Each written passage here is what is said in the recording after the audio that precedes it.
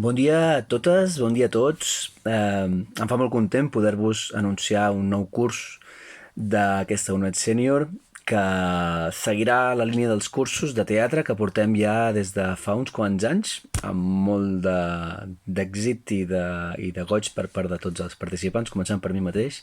Vam començar els cursos just abans de la pandèmia i durant el confinament i els anys aquests difícils que hem passat doncs es van haver d'aturar una mica, però després els hem reprès amb força. I es tracta de cursos que combinen la part teòrica, la part d'explicació dels contextos, de les èpoques, dels corrents literaris, dels autors i de tot el que hi ha a nivell de contingut filosòfic, històric, artístic en cada un dels autors que anem treballant. Després hi ha una segona part més aplicada en què llegim obres de teatre en comú, no? Diguéssim que ens posem un dia en el que tots plegats hem llegit aquella obra i aquella sessió del curs consisteix en comentar entre tots, sí, entre tots i totes, aquesta lectura que hem fet d'aquesta obra en concret representativa del període que estem estudiant. I finalment hi ha una última part del curs, que són les 3 últimes sessions, que ens dediquem a fer un petit assaig i un petit muntatge de lectura dramatitzada d'alguns fragments d'aquestes obres que hem llegit i treballat, no? Per tant, la última sessió del curs és pròpiament la de l'espectacle, entre cometes, sí? En la que llegim aquests fragments. I en les dues anteriors fem una mica l'assaig, la tria dels fragments i un petit assaig.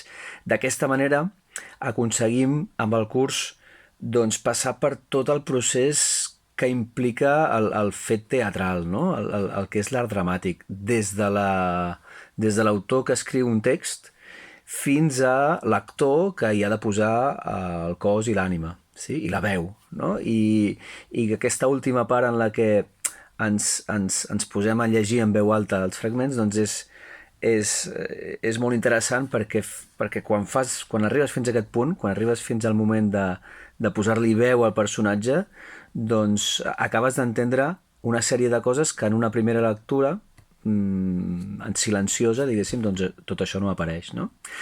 Llavors aquest és el format del curs que fa molts anys que el fem i que crec que funciona molt bé, i hem anat visitant diferents èpoques de la història del teatre i en aquest cas, aquest curs ens toca abordar el que podríem anomenar l'adveniment del realisme, sí? I això agafaria el segle XIX-XX, tot el segle XIX, sí?